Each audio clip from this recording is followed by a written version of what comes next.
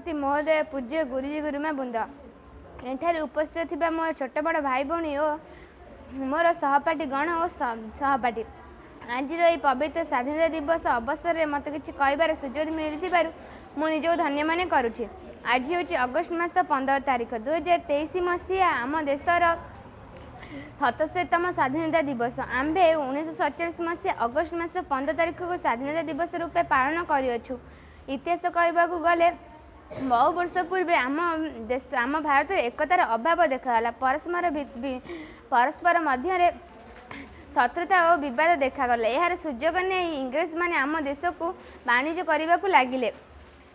भारतीय माता छिन्नमुंड होगला और इंग्रेज माने आम देश को बहुत वाणिज्य करने को लगिले। 1600 ख्रीष्टाब्द से एक प्रथम ईस्ट इंडिया कंपनी वाणिज्य चलाई।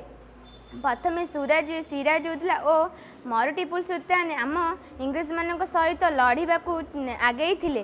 पर विप्लव मंगल पांडे इंग्रेज मान विरुद्ध आंदोलन करते।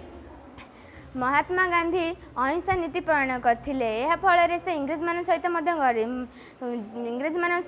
लड़ी। सुभाष चंद्र बोस कहते सुभाष चंद्र बोस आह्वान देते मत तुम्हें रक्त दियो मु तुमको स्वाधीनता देवी।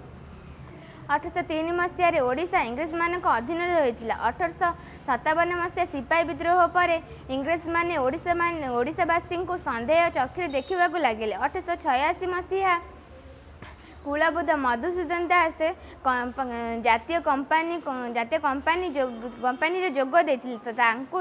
नेतृत्व में गौरी शंकर राय, फकीरमोहन सेनापति आदि बहु ओडिशावासी संग्राम जोग देते। आसतु समस्त मिसी आम यही स्वाधीनता दिवस को आनंद और उत्साह सहित पालन करवा और आम भारत को स्वच्छ और सुरक्षित करवा। मुझे मो कर्तव्य शेष कर। जय हिंद।